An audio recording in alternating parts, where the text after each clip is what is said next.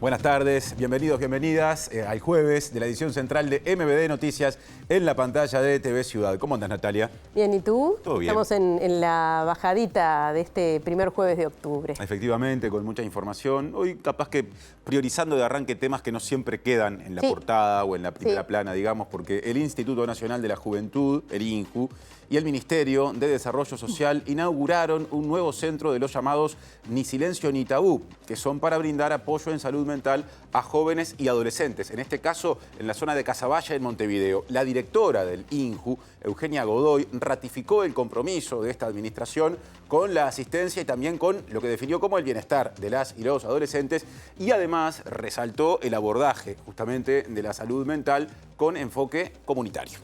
De la inauguración participaron el presidente de la República, Yamandu Orsi, el ministro de Desarrollo Social, Gonzalo Sibila, y la ministra de Salud Pública, Cristina Lustenberg, quien anunció la instalación de 2 nuevos centros, Ni Silencio Ni Tabú, de atención en salud mental, uno en Salto, que se inaugurará antes de fin de año, y otro en Ciudad de la Costa, que estará funcionando a partir del año próximo. Destacó asimismo que esta iniciativa es una política de Estado, porque comenzó en el anterior periodo de gobierno y ahora se le da continuidad. Este es uno de los asuntos. Vamos por más. Vamos por más, repasamos los titulares.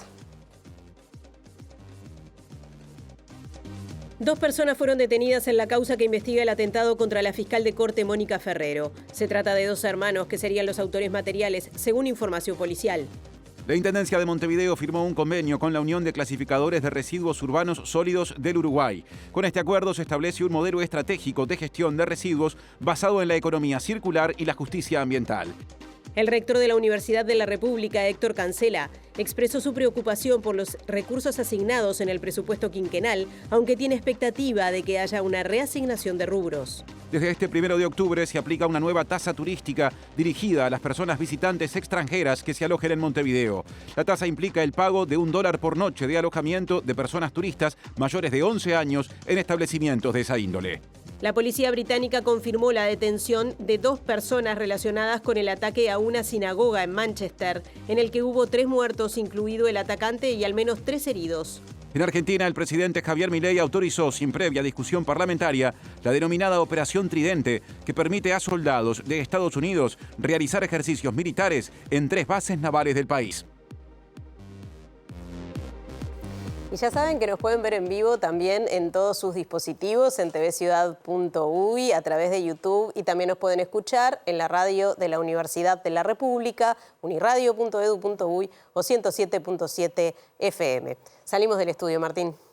Porque es momento, como siempre, a esta altura, en cada edición central de MBD Noticias, de pedir adelantos a quienes están en nuestros móviles. Empiezo saludando a Diego Martini, que viene con asuntos relativos a la innovación. ¿Cómo andas, Diego?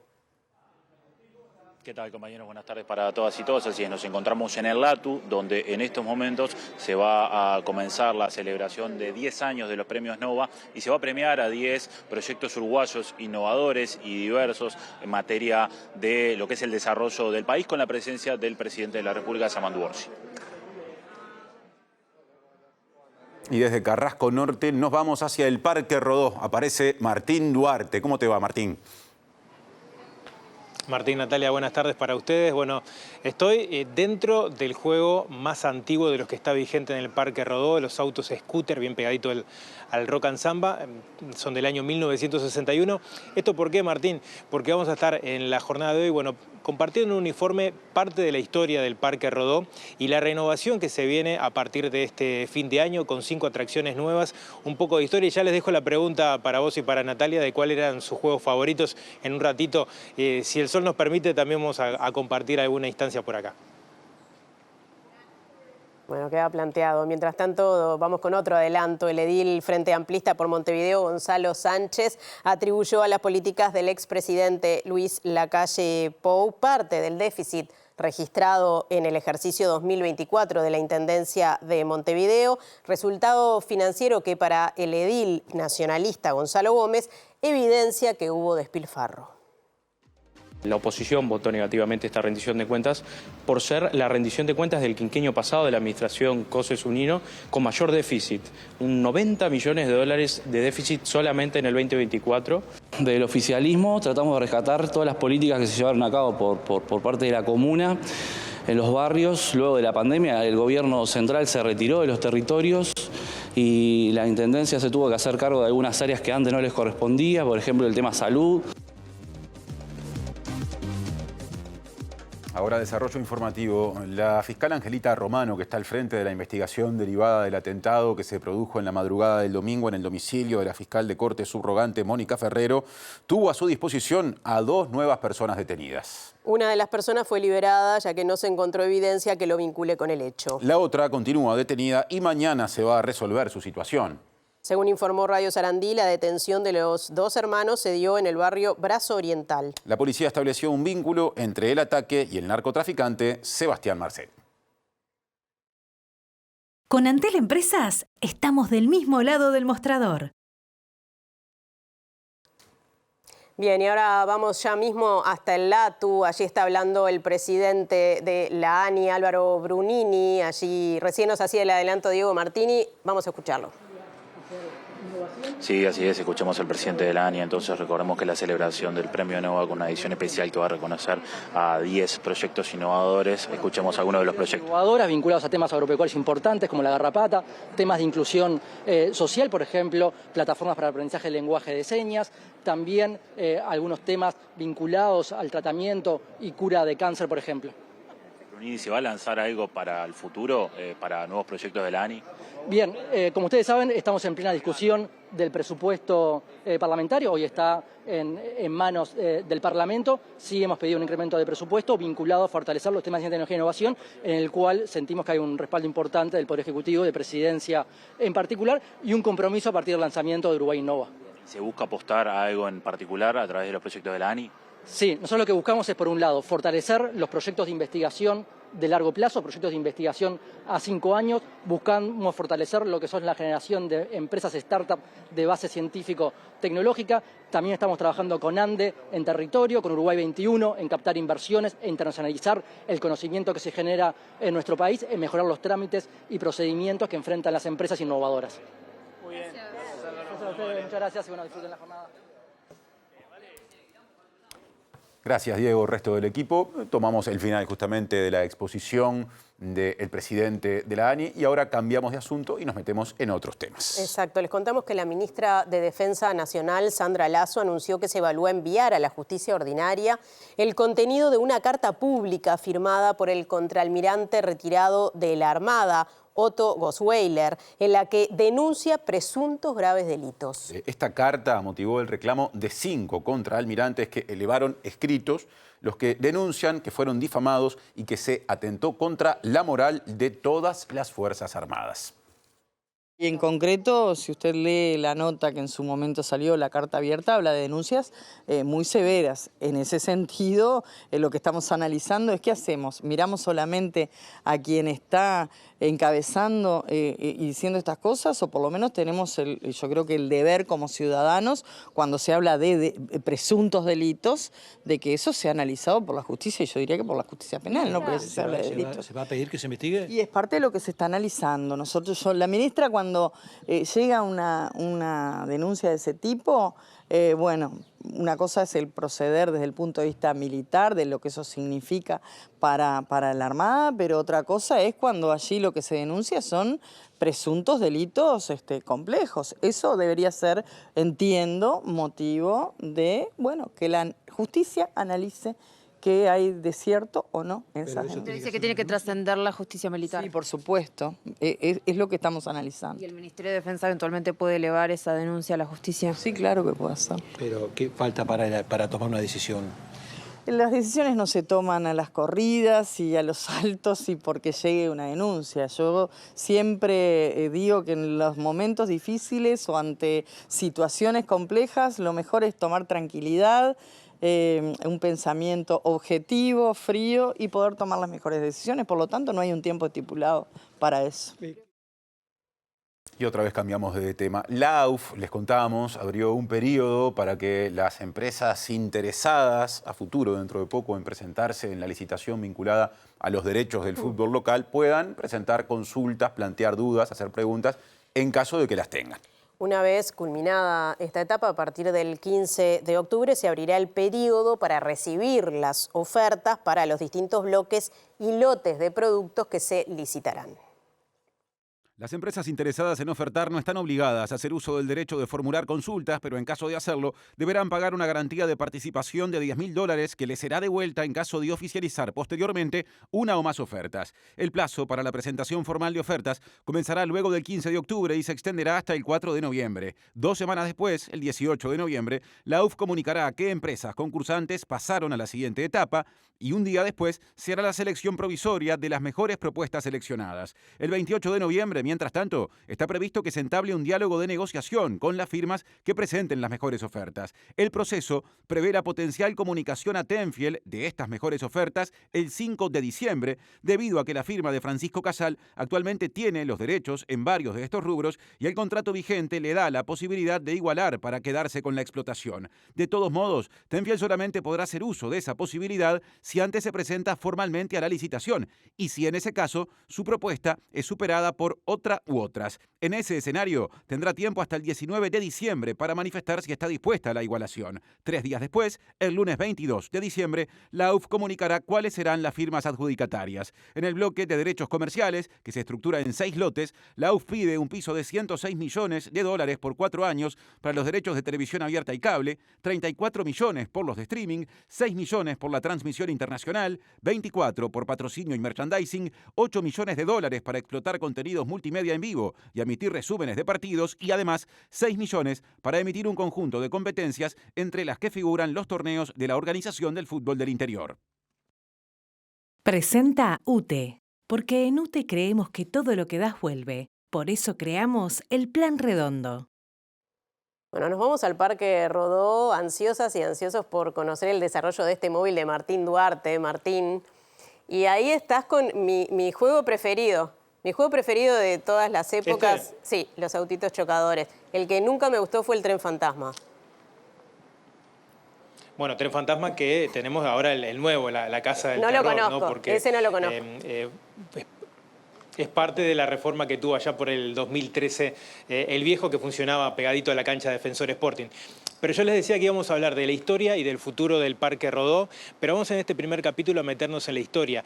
Y si uno piensa en los juegos y en las atracciones mecánicas, se la debemos a 2 italianos y particularmente a 2 españoles que vinieron de Palma de Mallorca. Hoy sus familias continúan, de hecho, siendo permisarias del Parque Rodó, y si nos tuviéramos que situar a nivel de tiempo cronológico, fue fundamental la década del 50 para que empezaran a aparecer estos primeros juegos. Por ejemplo, las familias y apellidos que están relacionados históricamente al Parque Rodó son, por ejemplo, los Gioga. Mario Gioga, italiano, empezó a trabajar allá por el año 1949 en la construcción de la primera calecita, y de hecho Gioga e hijos son gran parte de los concesionarios que hasta el día de hoy mantienen la concesión y son permisarios del Parque Rodó infantil. Por otra parte, yo hablaba de italianos, en ese caso Miguel Mengot y Jaime Fuster son los creadores del Gusano Loco, que más adelante va a tener un capítulo especial, y también de otros juegos, ¿no? Sobre todo que funcionaron en la zona donde estaba la pista del 8, algunas de las calecitas y los Jeep, que fueron de los primeros juegos que se crearon y que se instalaron. Hoy por hoy, les decía, son 4 permisarios que tienen repartidas distintas zonas del parque, en otras son asociados y que preparan una reforma que ya estaremos viendo. Pero si les parece, en este primer tape repasamos parte de la historia y también la antigüedad. Decíamos, este es el juego vigente de los más antiguos porque fue inaugurado en el año 1961. El Parque Rodó adquiere la denominación que todos conocemos a partir de 1917, como homenaje al pensador y hombre de letras uruguayo José Enrique Rodó. Pero el primer nombre que recibió este espacio inaugurado en 1901 fue Parque Urbano. Desde ese momento fueron creciendo las plantaciones de árboles, se construyó el característico lago artificial y se levantó el tradicional castillo, pero fue recién a partir de la década del 50 que comenzaron a instalarse las primeras atracciones mecánicas. La rueda gigante, ya desaparecida, y las clásicas calecitas fueron las primeras atracciones, a las que se agregaron el vertiginoso látigo el tren fantasma y los autos chocadores. Según consta en un pedido de informes realizado por el edil colorado Federico Paganini, la atracción mecánica más antigua en funcionamiento en el Parque Rodó, desde su instalación, son los autos chocadores, auto-scooters, que están en funcionamiento desde el año 1961. Pero oficialmente el Gusano Loco le saca unos años de ventaja. Construido en 1954 por Guido y Alviero Tafani, dueños de talleres Argerich, tuvo una reciente reforma en el año 2017 y es la fecha que registra la Intendencia. Entre los juegos que se mantienen en actividad,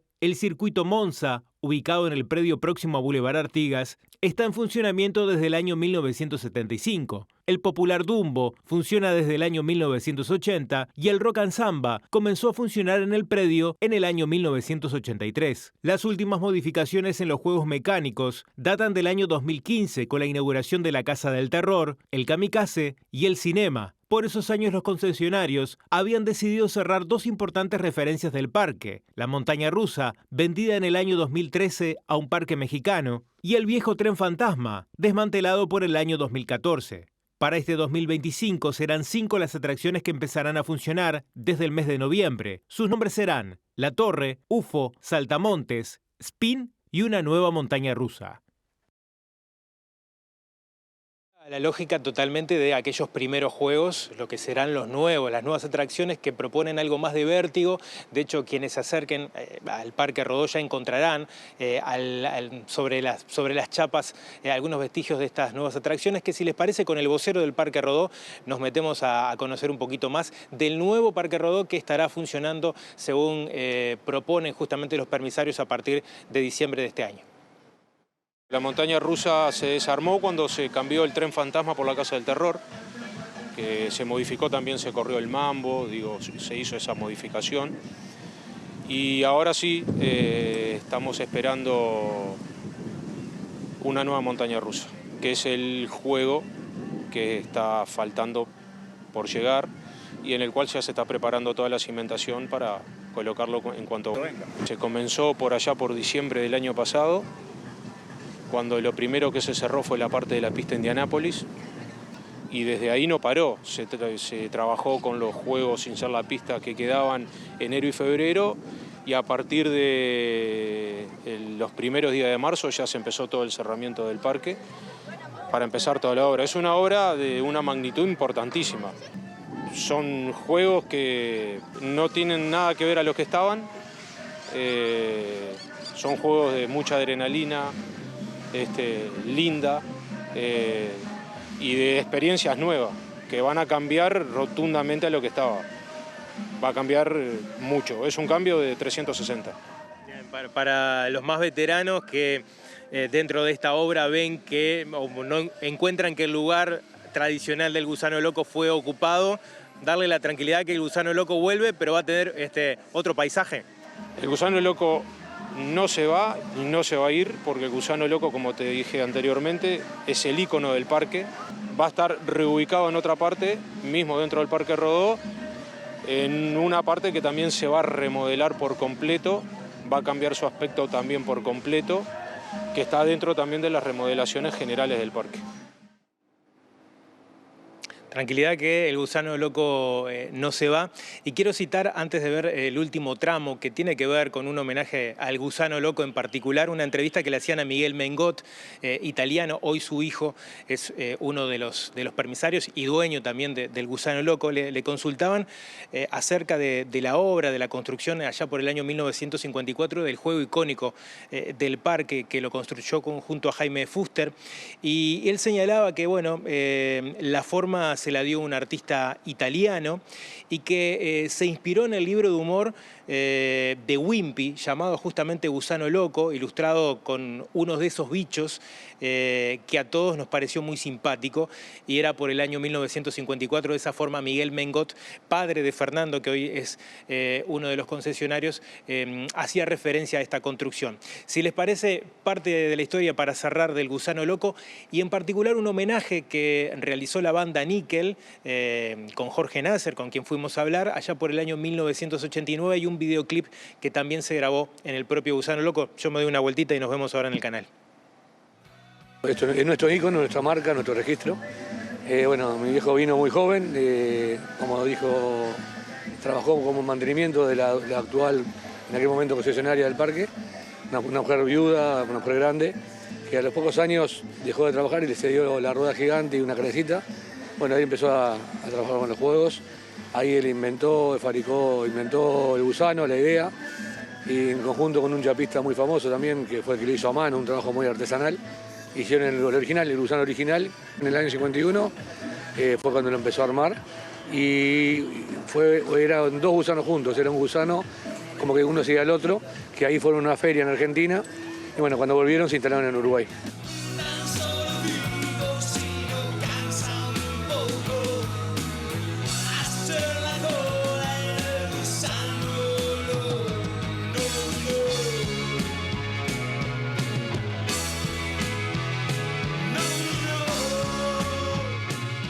Yo tenía hijo chico ya, en esa época, un hijo chico, y lo llevaba al gusano loco. Y hacíamos la cola. Cuando nosotros fuimos a filmar el video... Contame esa historia. El gusano estaba hecho paté, ¿viste? Estaba bárbaro porque estaba todo rayado y eran unos jeroglíficos que yo quería hacer un arte con lo que se veía cuando te sentabas y veías el tablero. Estaba todo rayado con moneda, ¿viste? Se ve que la gente escribía te quiero, Ana, no sé qué. Y como, no sé, habíamos ido a hablar de que tal día íbamos a filmar, lo pintaron y lo pusieron todo bien. Entonces, nosotros no queríamos que estuviera todo bien, queríamos que estuviera... Que un poco de rock and roll. Claro, de rock and roll. Pero bueno, pero sí tendrá rock and roll.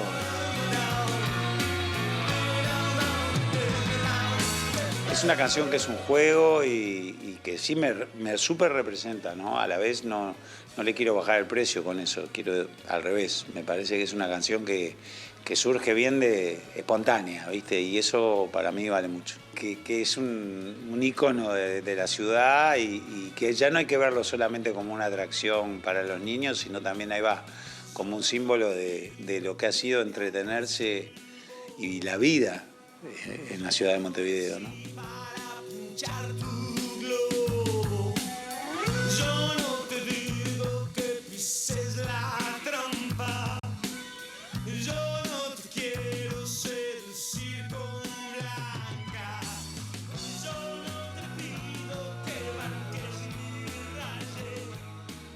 Bueno, Gusano Loco, rock and roll, y el Parque Rodó, rock and samba. Sí, también, porque la oferta es amplia. Precioso el informe de Martín Duarte y muy interesante. Muy interesante, aunque no se animó a poner en marcha los autitos chocadores. Sería demasiado imprudente. ¿A vos qué juego te gustaba más? Ese, así que ahí coincidimos. Sí. Y en el Parque Rodó Infantil, esa pista que creo que dijo que se llama Pista Monza, sí, que queda ahí casi sobre Boulevard Artigas. Así que yo anoto esos dos. Bien, por el automovilístico. Exactamente, en los dos casos. Muy bien. Bueno, vamos a cambiar de asunto. Gracias, bueno, Martín, precioso informe. Y a ver, a partir de diciembre, entonces se van a poder disfrutar los juegos nuevos. Ahí podremos elegir los favoritos nuevamente. Para actualizar la lista. Bueno, vamos con otro asunto. El intendente de Montevideo, Mario Vergara, se refirió a la situación económica de la comuna y aseguró que en este periodo mejorará, ya que el gobierno nacional atenderá falencias sociales que el periodo anterior no cumplió. Y Vergara también dijo que no ocurrirá algo que ha trascendido en las últimas horas. Para ser más específico, negó que durante el fin de semana se vayan a ver interrumpidos los servicios que prestan inspectores e inspectoras de tránsito. El gobierno no volcaba todos los recursos que debía y podía volcar para combatir los efectos económicos y sociales que tenía la pandemia. Y allí la Intendencia cumplió su rol, volcó recursos donde el gobierno nacional no volcaba. Recordemos aquella discusión pública vinculada al tema de las ollas populares, por ejemplo. Por lo tanto, bueno, aspiramos a que ese tipo de gasto excepcional que la Intendencia tuvo que salir a cubrir porque el gobierno nacional no lo hacía, bueno, con la sensibilidad del nuevo gobierno eso no sería necesario. Pero nosotros vamos a trabajar de aquí al 8 de enero, en que tenemos que presentar el nuevo presupuesto quinquenal de la Intendencia de Montevideo, y eso implica evaluar y estimar por el lado de los ingresos, de los gastos y de las fuentes de financiamiento. Recién allí tendremos un panorama más claro de estas cosas. El intendente negó que el fin de semana se vean afectados los servicios de control de tránsito. No se tomó esa medida, de ninguna manera. ¿La situación actual es que va a haber controles de espirometría? Claro, las gestiones de inspección y de fiscalización continúan, e incluso las medidas de movilidad que se presentaron hace unos 10 días justamente implican el fortalecimiento de los mecanismos de fiscalización, tanto de temas de espirometría como de temas de estacionamiento inadecuado o de la utilización de las líneas solo bus, etcétera, ¿verdad? Por lo tanto, se va a operar con normalidad y tampoco va a haber una reducción de servicios. Los servicios no se van a ver afectados, ¿verdad? Se va a operar con normalidad. Acá cuando se pone todo el foco en el tema de las horas extras y demás, hay que recordar que las horas extras en el presupuesto del rubro 0, o sea, remuneraciones de la Intendencia, en total son el 2,4%.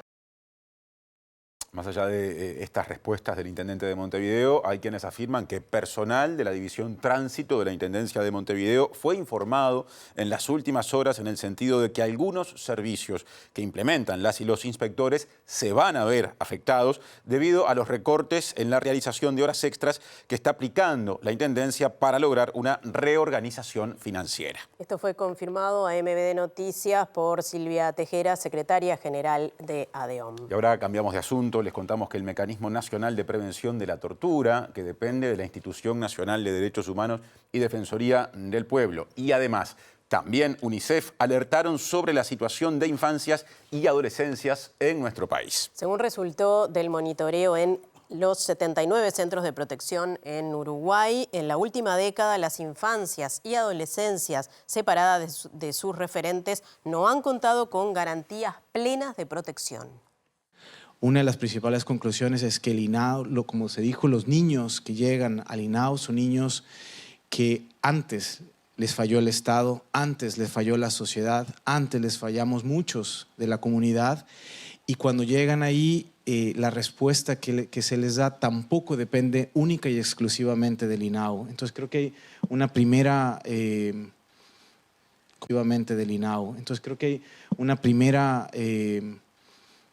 como un gran punto de debate es qué se puede hacer colectivamente, qué puede hacer el INAO para mejorar la situación, pero qué podemos hacer todos antes, durante y después para que precisamente ese tránsito sea el menos posible, el más protector posible, el más corto y también el más respetuoso de sus derechos, antes, durante y después.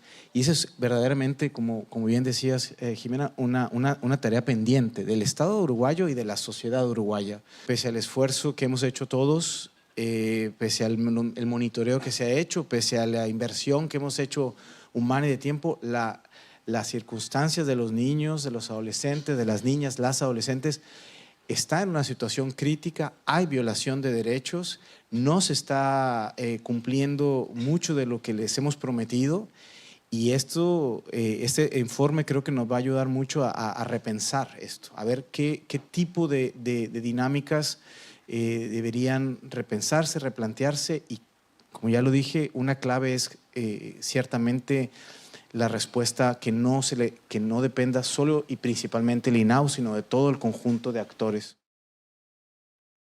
Y el ministro de Desarrollo Social, Gonzalo Sibila, destacó que los datos de pobreza e indigencia divulgados este miércoles por el Instituto Nacional de Estadística son un insumo básico para la elaboración de políticas sociales universales. Y también dijo que la información estadística y los microdatos que de ella surgen son muy importantes para focalizar las políticas públicas.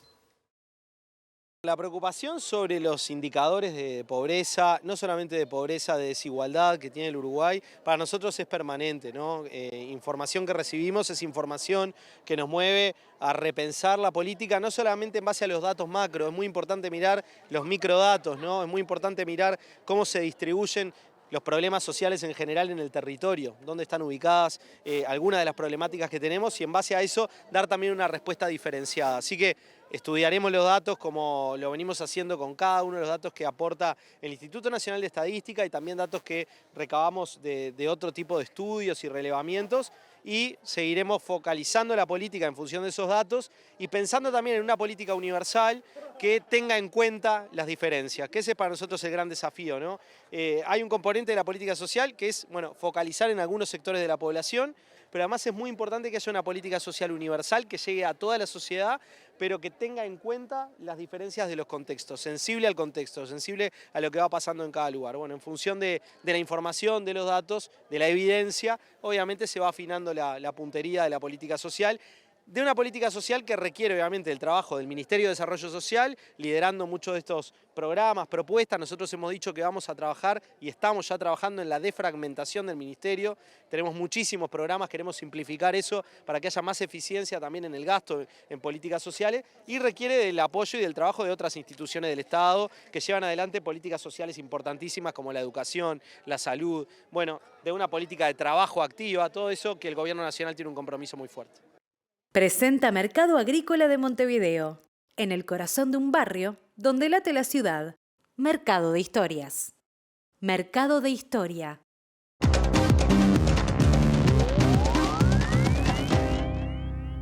¿Qué tal? Buenas tardes. Abrimos el capítulo internacional y antes de meternos en el tema del día debemos decir que el Senado de la República Argentina, al igual que lo hizo la Cámara de Diputados, rechazó los vetos del presidente Javier Milei al proyecto presupuestario que favorecía al Hospital Pediátrico Garrahan y también a las universidades públicas. Esto acaba de ocurrir hace unos minutos en el Congreso argentino y de esa manera quedarían derribados los vetos del presidente Javier Milei. Veremos cuáles son los próximos pasos legales que existen para que eventualmente pueda llevar adelante su veto igual el presidente Milei, pero esto confirma la decisión del Congreso argentino. Ahora sí, nos vamos al tema del día, que fue el atentado ocurrido esta mañana en la ciudad de Manchester, en Inglaterra, concretamente en los alrededores de una sinagoga, donde un auto atropelló personas y quien lo manejaba luego apuñaló a varias. Esto en un contexto muy particular porque hoy se celebra el Yom Kippur, una de las principales fiestas religiosas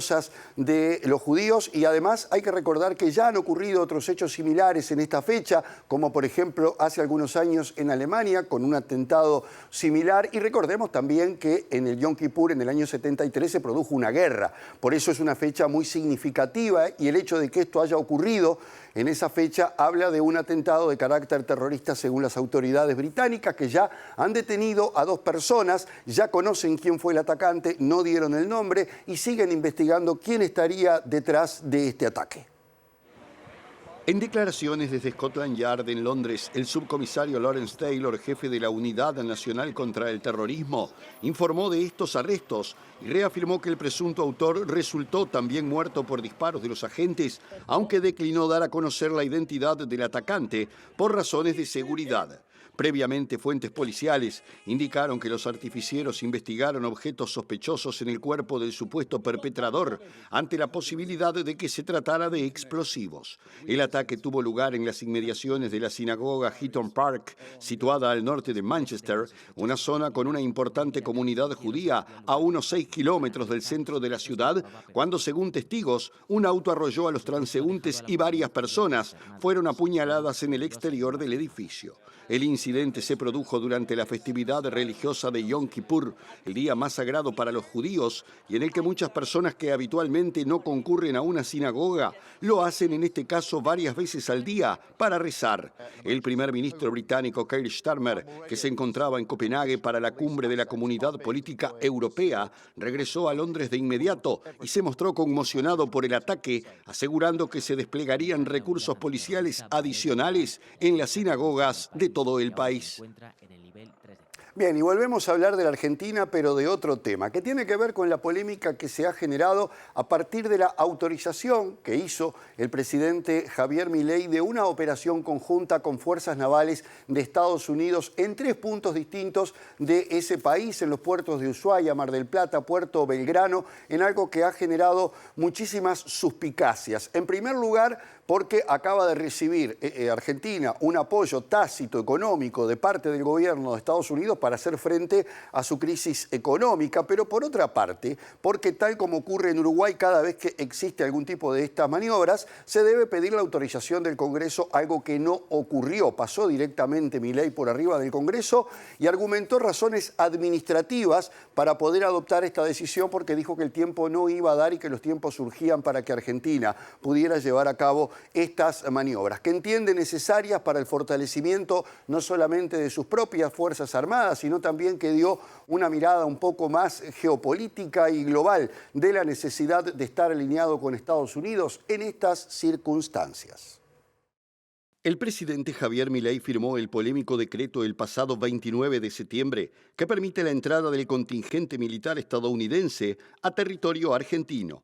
El documento señala que el objetivo de la autorización es la participación de tropas de Estados Unidos en la denominada Operación Tridente, a llevarse a cabo en las bases navales de Mar del Plata, Ushuaia y Puerto Belgrano, y en los espacios destinados para instrucción militar, marítimos y terrestres entre los días 20 de octubre y 15 de noviembre del 2025.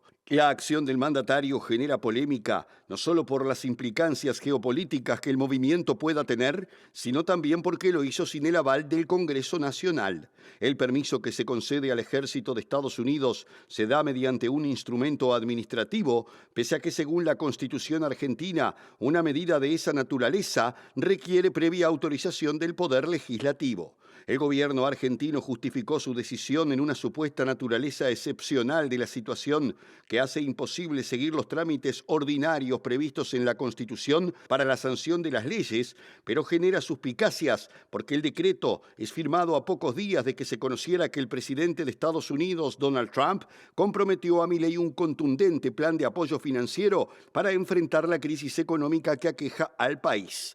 En el decreto firmado además por los ministros de Defensa Luis Petri, el ministro del Interior Lisandro Catalán y el canciller Gerardo Berghain, entre otras autoridades del Ejecutivo, se establece que esta es una oportunidad en términos estratégicos y militares para la República Argentina.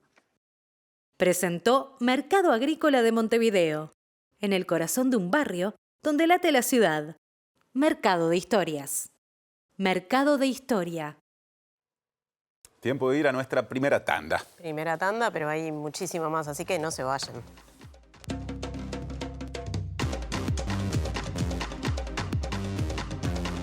Presenta Casmu. Afiliate llamando al 1444 o en casmu.com.uy. Casmu. Nos une la vida.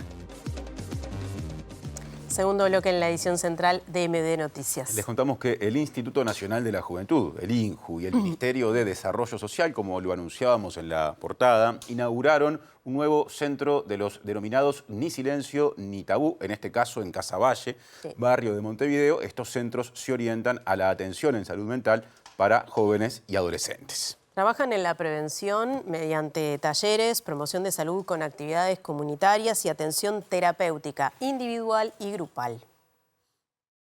El programa Ni Silencio ni Tabú tiene como objetivo general promover el bienestar psicoemocional de la población adolescente y juvenil en el país a través de la movilización social, promoción y atención, con énfasis en la aproximación comunitaria y la participación. Actualmente existen 7 centros y se proyecta la apertura de nuevos espacios en diferentes puntos del país. Hoy contamos con 742 intervenciones de atención terapéutica, tanto individual como grupal. También en lo que tiene que ver con los datos registrados que tenemos en cuáles son los motivos de la primera consulta, podemos identificar por lo menos 4. Uno que está vinculado que cuando los gurises se acercan, lo primero que dicen es que se acercan por motivos de angustia o el sentimiento de soledad. Esta la necesidad de ser escuchados, por violencia familiar, conflictos también que tienen que ver con vinculaciones y intentos de autoeliminación e ideación suicida.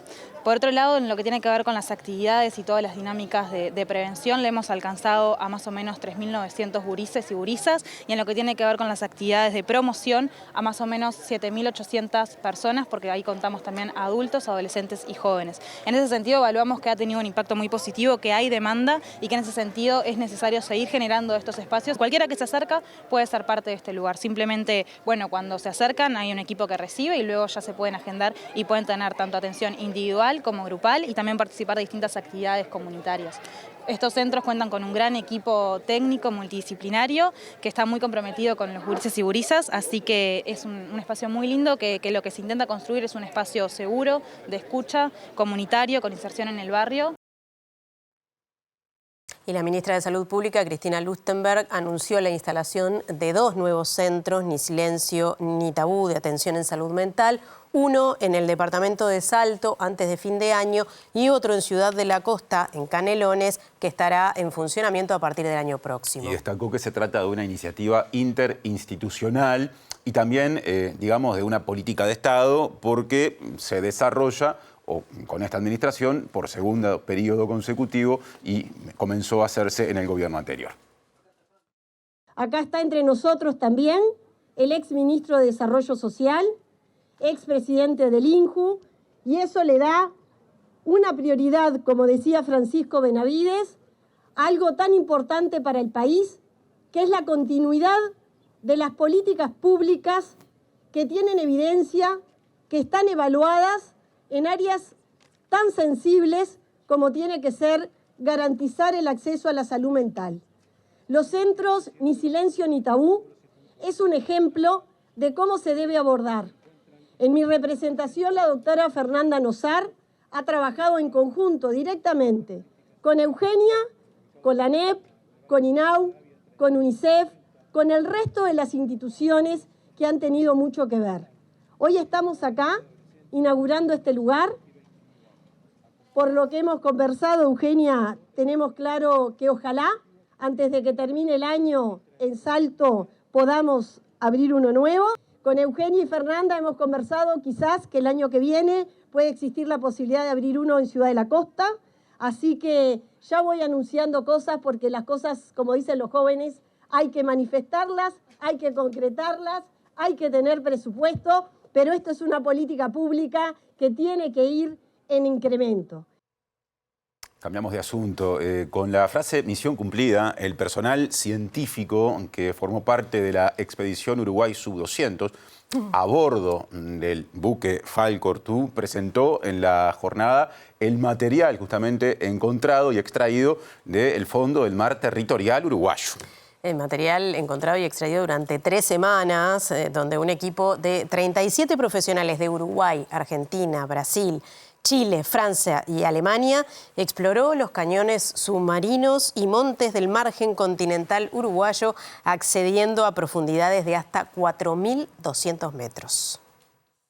Los coordinadores del equipo científico Álvar Carranza y Leticia Burone, junto a Claudia Pichino y Fabricio Scarabino, Rodrigo Torres y Beatriz Giannicelli, investigadores principales de la expedición, compartieron los principales hallazgos. La expedición recolectó además 1.250 litros de agua para analizar la contaminación por microplásticos y diversidad microbiana. Los resultados preliminares confirman la presencia de residuos plásticos incluso en zonas profundas.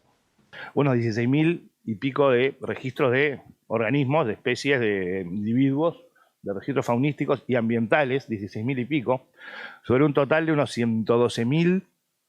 Son capturas de información instantánea, léase todas las variables ambientales asociadas a un momento, una profundidad, una latitud, longitud específica, y recorrimos aproximadamente unos 64.64 kilómetros del fondo marino con el ROV, para un tiempo total de fondo de unas 200 horas, que implica más horas de video. Fue un mes muy intenso de trabajo, donde realmente dormíamos muy poco y trabajábamos mucho, pero destacar que respondimos como equipo científico. Y si bien a veces uno no tiene la tecnología necesaria, sí sabemos que tenemos las capacidades, los recursos humanos los tenemos, y quedó claro en esta campaña que teníamos el conocimiento teórico necesario para afrontar la situación y lo conseguimos. Creo que eso es misión cumplida, ahora empieza otra etapa. Bien, otro asunto, el rector de la Universidad de la República, Héctor Cancela, advirtió en MBD Noticias que sin presupuesto para el interior se tendrán que discontinuar carreras y la atención será cada vez peor ante una creciente matrícula. Y expresó su preocupación debido a los recursos que el proyecto de ley de presupuesto establece que se destinarán a la Universidad de la República, aunque también se mostró expectante en el sentido de que puede haber reasignaciones en función de la negociación parlamentaria, y también dijo que el sistema político debería preguntarse si lo que está formulado en el proyecto de ley está alineado con el compromiso asumido previamente de fortalecer a la educación pública. Tenemos una gran preocupación porque bueno, el proyecto de ley que está en este momento en el Parlamento asigna 0 pesos para un montón de áreas extremadamente importantes. Una de las que más nos preocupa es que hay una asignación de 0 pesos para el interior del país. Bueno, justo lo que mencionaba, ¿verdad? Hemos tenido un crecimiento que es fantástico. Tenemos más de 25.000, cerca de 30.000 estudiantes en el interior. La matrícula crece per se. Lo que pasa es que podemos atenderla cada vez peor. En definitiva, las y los estudiantes llegan a la universidad y luego se encuentran esto, ¿no? Que no hay suficientes horarios, no hay suficientes salones, o que las carreras duran mucho más de lo previsto porque se alternan cursos, un año sí, un año no.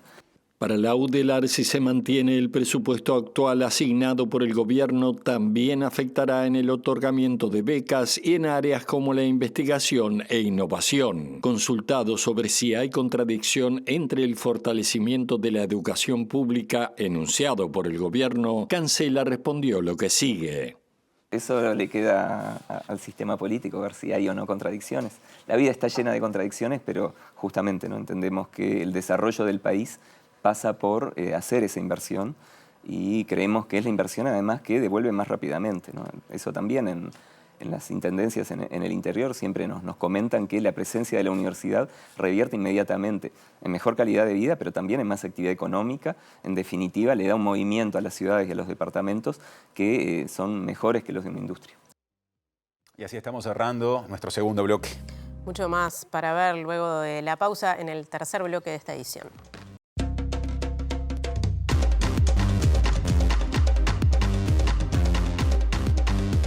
Presenta Asociación de Funcionarios Portuarios. Hacete socio y accederás a beneficios exclusivos como colonia de vacaciones, préstamos, servicios de la salud, tienda online con precios exclusivos y mucho más. Tercer bloque de esta edición central. Les contamos ahora que la Intendencia de Montevideo firmó un acuerdo con la Unión de Clasificadores de Residuos Urbanos Sólidos, la UCRUS, que justamente lo que hace es reconocer el rol de las personas clasificadoras en el sistema de gestión de residuos. El convenio busca mejorar la forma en la que se gestionan los residuos en Montevideo y la situación actual de las personas clasificadoras, creando nuevas oportunidades laborales y mejorando sus condiciones de trabajo. Esa nueva cultura que tenemos que tener las y los montevideanos en cuanto al vínculo con los residuos, en cuanto en el hogar, en el comercio, en la empresa, discriminar los residuos que pueden ser reciclables, de los compostables, del resto de la basura. Eso le va a hacer bien a todo el sistema de gestión de residuos, tiene un impacto ambiental positivo y genera puestos de trabajo dignos como estos que estamos planteando con estas cooperativas que ya hace un buen tiempo que trabajan tanto en el reciclado como en la recuperación de residuos voluminosos y que bueno, son el sustento de tantas y tantas familias. Así que es muy gratificante para nosotros, reitero, la firma de este convenio que nos da garantías a todos y sobre todo a quienes integran estas cooperativas de reciclado. ¿Intendente, a futuro se puede evaluar ampliar el sistema de motocarros que recién reclamaban los de UCRU? Sí, o sea, a futuro en función de las necesidades se irán delineando. Es injusto que nosotros, los clasificadores, somos los primeros medioambientistas que cuidamos el medio ambiente y no nos reconocen, nuestro trabajo no lo reconocen.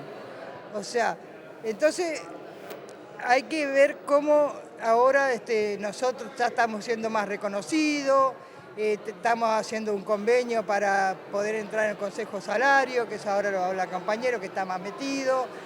Pero es un orgullo muy grande para mí haber llegado hasta acá después de 25 años. ¿Qué cambia a partir de ahora la labor diaria de ustedes con este convenio? Y que nosotros como UCRUS podamos decir que la Intendencia saque un programa y nosotros como UCRUS podamos decir fulano es clasificador. Seguimos en Montevideo porque la Intendencia recorrió las obras de saneamiento comprendidas en el Plan de Ejecución de Saneamiento Urbano 6, que se desarrollan en la zona de Casabo Norte y Rincón del Cerro desde marzo y que beneficiarán a 2.300 personas. Entre otras cosas, estas obras buscan reducir el riesgo de inundaciones en la zona y también mejorar las condiciones ambientales y de vida en general.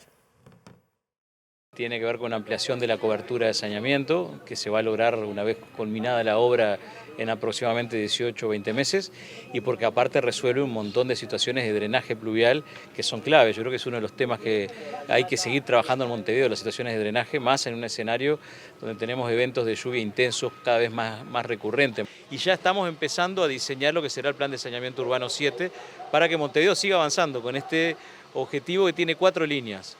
La extensión de la cobertura de saneamiento, el desafío de abordar el riesgo hídrico y es que trabajar para que vecinas y vecinos no se inunden cuando tenemos eventos de lluvia. Cuarto, tiene que ver con que el impacto que tienen estas obras en los cursos de agua, en los cuerpos de agua, o sea, mejorar la calidad del ambiente y además lo que tiene que ver con el mantenimiento de la red. Además de esta obra, está en curso la obra de rehabilitación de la red Arteaga. Estamos haciendo reparaciones e inspecciones por dentro de todos los colectores para evaluar su estado. Pero estamos adjudicando en este momento obras de extensión de redes, de saneamiento y de drenaje en 2 zonas muy importantes de Montevideo, que son Bola de Nieve y Paso de la Arena. Así que esas obras están prontas a iniciar y también los vecinos allí van a tener obras de saneamiento y mitigación de riesgo hídrico. El Plan de Saneamiento Urbano 6 se viene desarrollando con fondos del BID y en este periodo de gobierno estará beneficiando con saneamiento a 17.500 personas en todo el departamento. Más asuntos de la agenda del departamento de Montevideo. El total de lo recaudado por la nueva tasa turística justamente de Montevideo, que se aplica a visitantes del extranjero y que comenzó a cobrarse desde el reciente 1 de octubre, será destinado a un fondo de sostenibilidad turística. La tasa implica el pago de $1 por noche de alojamiento de turistas del exterior mayores de 11 años en establecimientos turísticos con un tope de $5 por estadía, lo que generará una recaudación estimada de $1 millón. Todos los hoteles que reciban y cobren la tasa van a tener a los 3 meses, cada 3 meses van a transferir ese dinero a ese fondo que lo va a administrar la Intendencia de Montevideo a través de la División Turismo y se va a definir su uso en conjunto con el Consejo Departamental de Turismo, que está integrado por la Asociación Turística de Montevideo, la Asociación de Hoteles y Restaurantes, la Academia, la Junta Departamental y la Intendencia de Montevideo. Y ahí en conjunto vamos a definir dentro de las líneas específicas que ya están establecidas en la normativa, que es mejora de servicios turísticos, mejora de infraestructura y promoción turística y posicionamiento del destino tanto nacional como internacionalmente. ¿Cuánto estiman recaudar con esta tasa? Bueno, ese dato exacto no te lo voy a decir tan claro, pero no, estamos pensando en aproximadamente $1 millón, pero anual, pero tenemos que ser muy cautelosos con eso porque va a ser un ensayo que estamos haciendo. El primer consenso es que vamos a invertir en promoción turística. Es una necesidad que el sector identifica y que la Intendencia está de acuerdo también con que es efectivamente una necesidad y por lo tanto vamos a empezar ahí con los principales mercados que tenemos identificados a través de un plan de marketing que son Brasil, sobre todo Brasil, Chile, Estados Unidos y por supuesto mantener Argentina. El 10% de este fondo está previsto que sea destinado al sector turístico en situaciones de crisis como la que vivió durante la pandemia de COVID-19. Bien, se están entregando en este momento los premios NOVA de la ANI, los premios a la innovación e investigación. Allí está Diego Martini. Adelante. Sí, así es, compañeros. Como informábamos, se está celebrando además la entrega por 10º año consecutivo de los premios NOVA, que tiene una edición especial que está reconociendo justamente a 10 proyectos que son innovadores de nuestro país, de Uruguay. Esa es la particularidad que tienen. Es un premio que también busca visibilizar desde distintos ámbitos, de la ciencia, lo empresarial, lo público, lo privado, y se apuesta por la innovación como motor del desarrollo sostenible. Algunos de los proyectos que en este momento se están ampliando un poco en la mesa central incluyen distintos desarrollos en donde justamente la Universidad de la República ha sido parte. Por ejemplo, vemos al virólogo Gonzalo Moratorio, que además fue muy aplaudido por obvias razones, que tiene su proyecto desde el Instituto Pasteur con la Universidad de la República, que se llama GUSCA, donde investigadores uruguayos desarrollan virus oncolíticos modificados para atacar células tumorales con vínculos internacionales y origen en una historia familiar. Después también hay algunas startups que buscan desarrollar un fármaco contra la obesidad, que ya ha sido probado en humanos. Después una experiencia uruguaya en preservar tejido ovárico en niñas con cáncer. Luego también una vacuna innovadora contra la garrapata, que no deja residuos químicos. Y entre otras cosas también hay una alianza entre la ciencia y la industria que trabaja en un protocolo nacional para certificar carne producida con un enfoque regenerativo, cuidando el suelo, la biodiversidad y el clima. Así que esos son algunos de los premios o de los proyectos que hoy están siendo premiados. El presidente Orsi finalmente no pudo venir por temas de agenda a este evento, sí vino el secretario de Presidencia, Alejandro Sánchez. Escuchamos parte de la descripción de uno de los proyectos. O sea, hoy es otro ecosistema que el que era en 2015.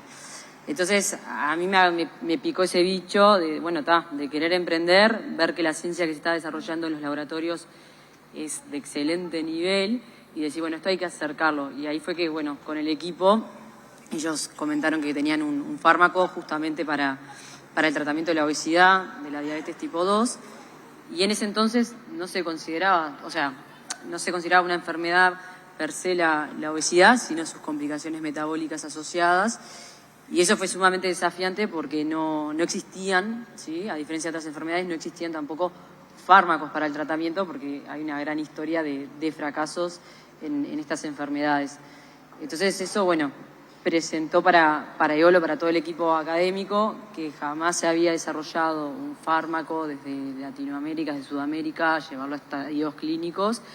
Ese es un hito que llevamos adelante desde EOLO Pharma, y que también todas las terapias que hoy conocemos, los agonistas GLP-1, abarcan el 80% de todo lo que se viene desarrollando, sí, pero que hoy en día en realidad hay una población inmensa, es un mercado enorme, los cuales son resistentes a estos fármacos que no les sirven, y por eso también es fundamental, así como hasta hacer los ensayos clínicos, poder llegar a esa población. Entonces el motor inicial fue justamente soñar con todo el equipo de poder mostrar que desde Uruguay se podía posicionar un fármaco en ensayos clínicos y sacarlo adelante, y obviamente es un desafío inmenso. Recién escuchábamos en el video a Pilar decir, hace 10 años pensamos que había cosas que eran imposibles, ¿no? Y creo que 10 años después todos somos testigos de todas las cosas que son posibles y las pocas que podríamos decir que son imposibles. ¿Cómo está posicionado Uruguay y qué rol tiene también la importancia que se le da a la ciencia, ¿no? No quiero poner en aprietos al secretario de la Presidencia, que se está discutiendo la ley de presupuesto, pero, dicho esto, el apoyo que tiene que tener la ciencia a nivel económico, ¿no? ¿Quién agarra la posta? ¿Gonzalo? Cualquiera, como quieran. Bueno, creo, otra vez yo bajando línea, o sea... No. Mire, este gobierno va a tener que lidiar conmigo también. Claro. Creo que es fundamental y creo que está demostrado, súper demostrado, que los países que realmente invierten en ciencia y tecnología tienen un índice de desarrollo humano muy superior a aquellos que no lo hacen.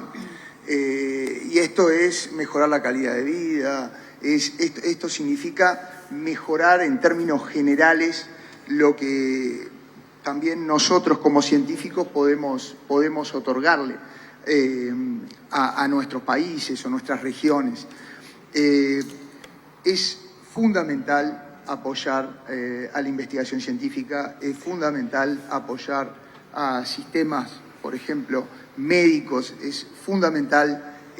También el otro día comentábamos el creer en nosotros, el creer que podemos, a veces dejar esa idea de que, bueno, hay cosas, lo que estamos demostrando acá es que el Uruguay... Claro, acá no se ve, si acá no se puede, eso pasa en otro lado. Exactamente. El Uruguay puede desarrollar biotecnología de punta, proyectos biotecnológicos o tecnológicos per se de punta, y eso es lo que hay que apostar. Estamos por aquí justamente en contacto con esta actividad en la que hizo recién uso de la palabra Gonzalo Moratorio. Bien, vamos a una pausa y volvemos con más.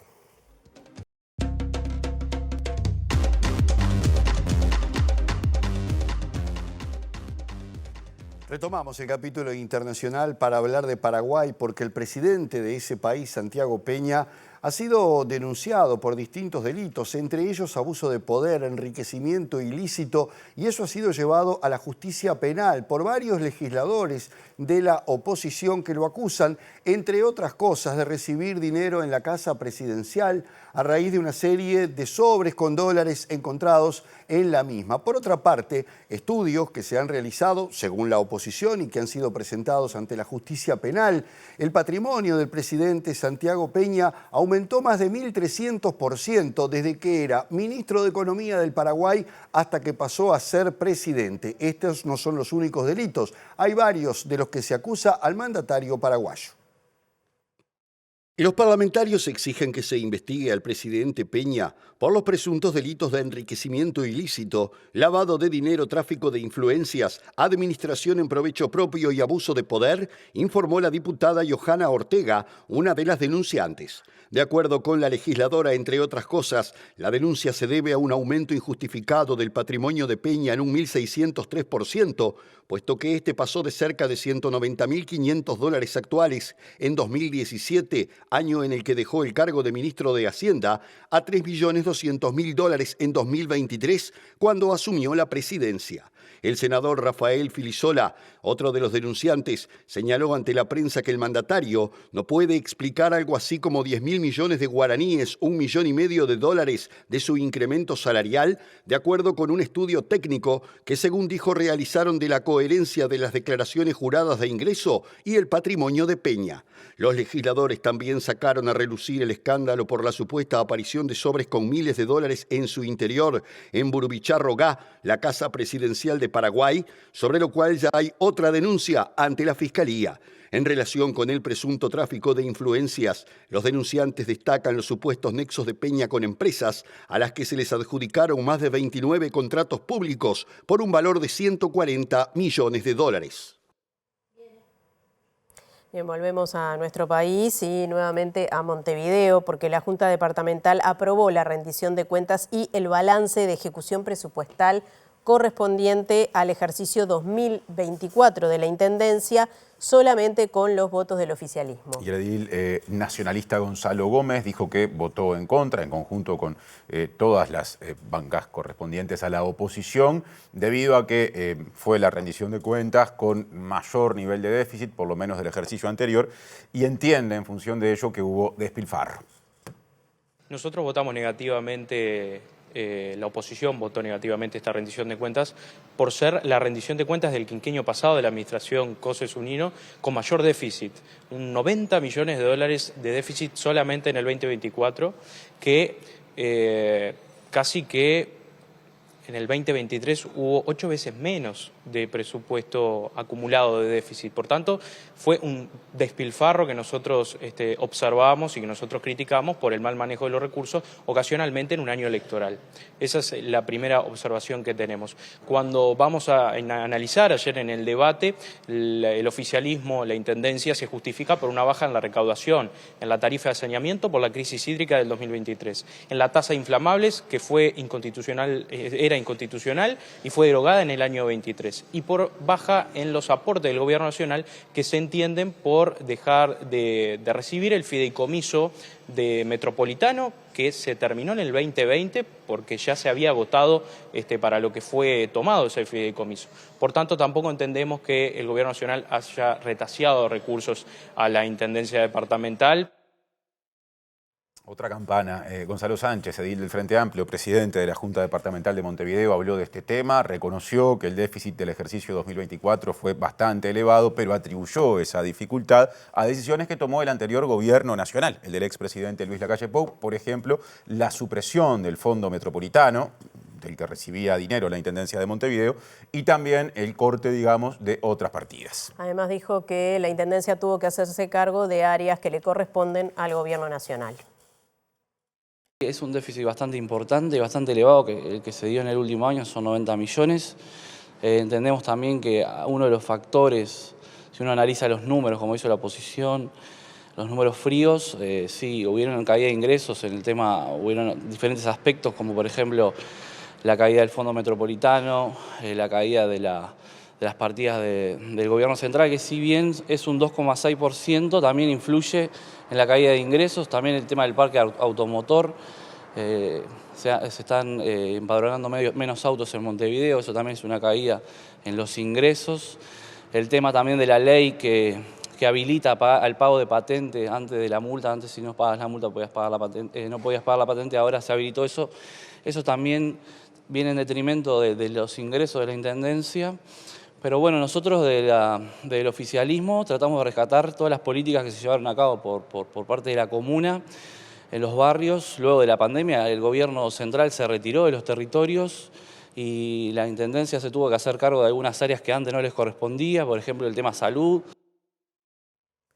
Bien, y les contamos que el Secretariado Ejecutivo del PIT-CNT definió la realización de un paro general parcial para el próximo 29 de octubre. Los motivos son, por un lado, el respaldo a diversos sindicatos que se encuentran en conflicto, por otro lado, también en rechazo al despido de 291 personas en la Intendencia de Salto y también en respaldo a otros sindicatos de intendencias que están atravesando dificultades. Bien, vamos a cambiar de asunto. Les contamos que del 8 al 19 de octubre se llevará a cabo la Semana de la Valleja con la consigna Fiesta de Nuestros Pueblos, donde se involucra la festividad de los pueblos del departamento. Habrá fogones, que es algo muy tradicional, pero además, entre otras actividades, parrilla artística musical propuesta para la edición número 52, que es una invitación a recorrer La Valleja para quienes viven dentro y fuera de ese departamento. Yo creo que es una buena excusa para volver al pago. Va a haber fiesta en todos los pueblos de La Valleja. Hemos hecho una descentralización real de lo que es la Semana de La Valleja y hemos involucrado a todos los municipios que van a tener su fiesta enmarcadas en lo que es la Semana de La Valleja, donde va a haber áreas culturales, espacio de música, va a haber una exposición muy linda en la plaza. Nosotros queremos invitar a la gente, no solo a la gente de La Valleja, sino a toda la gente del Uruguay y sobre todo a nuestros vecinos. Tenemos la suerte de tener como vecinos al 60% de la población del Uruguay y hay mucha gente que para mucha gente ya es un clásico la Semana de La Valleja. Lo que yo los invito a no ir solamente a los espectáculos musicales, sino a participar, a tomarse el tiempo para estar un fin de semana en La Valleja, aunque es difícil conseguir alojamiento, o sea que el que defina ir tiene que moverse ya. Pero no ir solamente a escuchar la buena grilla que tenemos de espectáculos, sino a recorrer la ciudad. Va a haber una intervención en el centro de la ciudad con una exposición, con una réplica del Museo del Prado, que se inicia la Semana de La Valleja con la presencia del embajador de España. En la UTEC que se está para inaugurar, que es un precioso edificio que vamos a tener. Va a haber jazz con estudiantes de la UTEC que vienen de Mercedes, va a haber una jornada de campeonato nacional de ajedrez. Son pequeños ejemplos de que la gente, para invitar a la gente que vaya a la Semana de La Valleja. El intendente de La Valleja dijo además que se trabaja en potenciar al departamento como punto turístico del país. Para ello se busca mejorar la caminería, el acceso a Internet y la conectividad del departamento. Y ya estamos cerca del final de una nueva edición informativa central en la pantalla de TV Ciudad, de manera que ahora vamos a repasar el esperado pronóstico del tiempo del INUMED, teniendo en cuenta que nos permitirá aproximarnos al fin de semana. Exacto, estamos ahí cerquita y allí vemos la playa Pocitos. Ya, mirá, hay gente a esta hora ahí jugando al voleibol, así que se ve que está linda la nochecita montevideana. Mañana viernes 3 de octubre se pronostica cielo nuboso a cubierto en la mañana y cubierto a nuboso en la tarde-noche con baja probabilidad de precipitaciones. La temperatura mínima mañana será de 13 grados y la máxima de 25. Eso con respecto al viernes. Pasamos al sábado, sábado 4 de octubre. Como siempre, este pronóstico abarca Montevideo y el área metropolitana. Entonces, nos metemos en la primera parte del fin de semana. Para ese día, sábado, prevé INUMED que por la mañana el cielo esté nuboso y advierte, atención, baja probabilidad de precipitaciones y también neblinas y bancos de niebla. Que dice para la tarde, ¿no? Será el primero de los 2 días de un nuevo fin de semana del patrimonio. Así que hay mucha gente muy pendiente de cómo estará el tiempo, sobre todo para saber si se podrá disfrutar al aire libre. Para la tarde del día sábado, dice el pronóstico que en Montevideo y área metropolitana el cielo estará nuboso con periodos de cubierto y por ahora no se pronostican lluvias.